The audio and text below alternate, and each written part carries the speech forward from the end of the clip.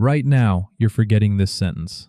Not later, right now. While you're reading these words, your brain is already picking which ones to keep and which ones to just toss. And it's tossing almost all of them. Okay, quick test. Think about yesterday. The whole day. You woke up, you went somewhere, you ate something, you talked to someone, you felt some stuff, you scrolled past 1,000 things. A full day. Now actually play it back, minute by minute, in order. You can't, right? You get like 2 or 3 blurry bits floating in a big gray blank. A whole day of your life, and it's basically already gone. Now try last Tuesday. Yeah, nothing. That day's just deleted. And here's the part that's actually kind of insane. That wasn't a mistake. Your brain didn't lose those days. It threw them out, on purpose, like it meant to. So where did your life go? And why is the most powerful thing in the known universe, this 3 pounds of goo behind your eyes, basically built to forget almost everything that's ever happened to you? Okay, this one goes deep. Let's go. So we actually measured this, and the number's kind of brutal. Way back in 1885, this German guy, Hermann Ebbinghaus, did something that sounds like a punishment.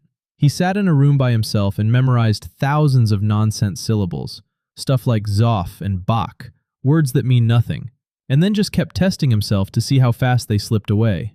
No phone, no distractions, just a man, alone, forgetting garbage on purpose, for science. And what he found is called the forgetting curve, and it's steeper than anyone wants it to be. About an hour later, more than half of it, gone. A day later, like 2/3. It didn't fade away slowly over years, it fell off a cliff almost right away. And remember, that's stuff he was trying to memorize. Your random Tuesday? You weren't studying that, you were just living it. So it never even made the first cut. Your brain basically treated your whole day like the terms and conditions. It was right there in front of you, and you agreed to none of it. Now here's where it gets weird, because most people are just wrong about what a memory even is. You probably think of it like a video. Like somewhere in your head there's a clip of your 10th birthday, and remembering just means hitting play. Yeah, no, that's not how it works. Not even a little.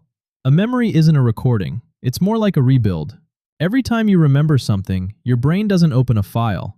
It kind of reassembles the moment from scraps, and it just fills in the holes with guesses. So you're not watching your 10th birthday. You're redrawing it right now from memory, kind of badly. And it gets worse. In the year 2000, a scientist named Kareem Nader showed something that honestly messes with your head. Every time you pull up a memory, you have to save it again. And right in that moment, it's editable. Which means the memories you go back to the most, your favorite ones, the ones you replay all the time, those are the ones you've overwritten the most. They're the least accurate memories you've got. That perfect little moment you've held on to your whole life. Yeah, you've been quietly editing it every single time you looked at it.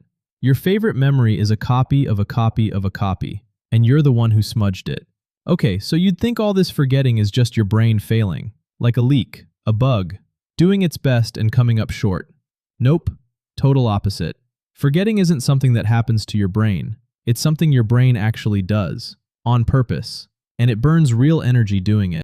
Zoom way in, and you've got these little cells called microglia crawling around your brain, physically eating your connections, literally chewing up the tiny links that hold your memories, like a cleanup crew shredding old paperwork.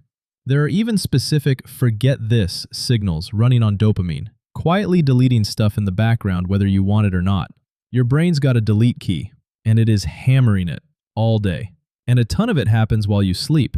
There's this idea from 2 researchers, Giulio Tononi and Chiara Cirelli, that during deep sleep, your brain turns down the connections it made that day, weakening the weak ones so the important stuff stands out. So when someone says, "Let me sleep on it," they're literally asking their brain to take out the trash overnight. You wake up thinking clearer because you woke up a little emptier. Which brings up a kind of uncomfortable question. If forgetting is this deliberate, this expensive, this built-in, what happens to someone who can't do it? Turns out, we know. Because a few of those people are real. In 2006, scientists in California published this case about a woman they called AJ. Her real name's Jill Price. And she's got something so rare it barely has a name, an almost perfect memory of her own life. Give her any date from decades back and she'll tell you the day of the week, what she did, the weather, how she felt. Sounds amazing, right? It's closer to a nightmare. Price has described her own memory as non-stop, uncontrollable, and totally exhausting. Every bad day she's ever had is still just right there, as raw as the day it happened. Every embarrassing moment, every loss, every fight, none of it fades. She can't get over anything because nothing ever gets blurry. She once said it's like carrying her whole life on her back all the time. Imagine never getting to say, "That's behind me now," because for her, nothing ever is. And then there's the one that really sticks with me. A Russian guy named Solomon Shereshevsky studied for years by a psychologist named Alexander Luria. This man basically couldn't forget anything. He could memorize giant tables of numbers, whole speeches, and rattle them back perfectly years later. But he was kind of drowning in it. He couldn't follow poetry because every word set off so many memories that the actual meaning got buried. He had trouble recognizing faces because to him, a face looked different every second, so no two looks ever matched up. He remembered everything and understood almost nothing. And that's the twist nobody sees coming. Being able to forget isn't the enemy of a sharp mind. It might be the whole reason you have one. Forgetting is what lets you walk into today without yesterday screaming in both your ears. But there's one thing your brain deleted that hits different. And you were there for it. You just can't prove it. Try to remember being 2 years old. Or 1. Your first steps. The first word you ever said. The face of whoever stayed up all night holding you when you were sick, before you could even talk. You've got nothing, right? Almost nobody remembers anything before about 3 or 4. There's a name for it, childhood amnesia. And it's not that nothing happened. Those might have been the most important years you'll ever live. It's that your brain wiped them. And we think we know why, and honestly, it's kind of beautiful. Back then, the memory part of your brain, the hippocampus, was going absolutely wild, growing new cells so fast, rewiring so hard, that it just couldn't hold on to a stable long-term record. The same growth that was building your mind was erasing your first memories as fast as you made them. You basically had to trade the record of becoming yourself for the actual machinery of being yourself. So there's this whole chapter of your life out there. Somebody feeding you at 3 a.m., somebody laughing the first time you laughed, somebody completely in love with a version of you that you will never, ever remember. They kept it, you didn't, and there's no way to get it back. Okay, but let's be fair here, because it'd be easy to make this all sound tragic, and it's really not. Your brain isn't deleting your life to be cruel. It's doing it out of mercy, and honestly, out of math. You take in this insane fire hose of information every second, way more than any brain could ever keep.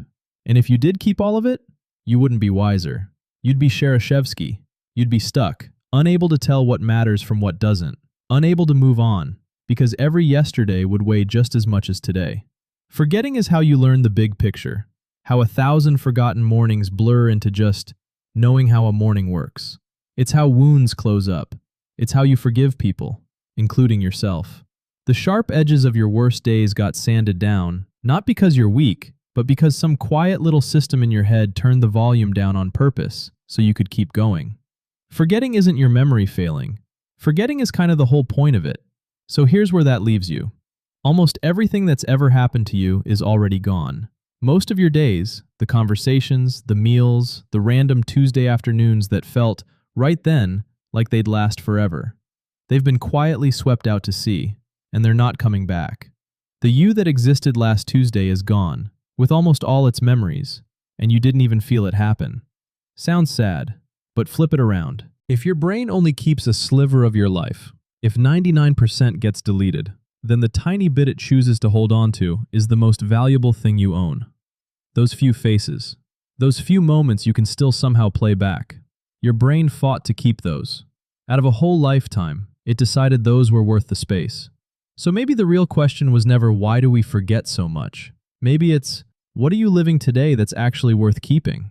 Because right now, this second, your brain is already deciding. It's sorting this totally ordinary day into keep or delete. And most of it, almost all of it, is about to be gone. Which means the moments you'll still have in 40 years, those aren't picked by luck. They're picked by attention, by how present you were willing to be. You're forgetting this sentence too, by the way. You already are. So make the next one count.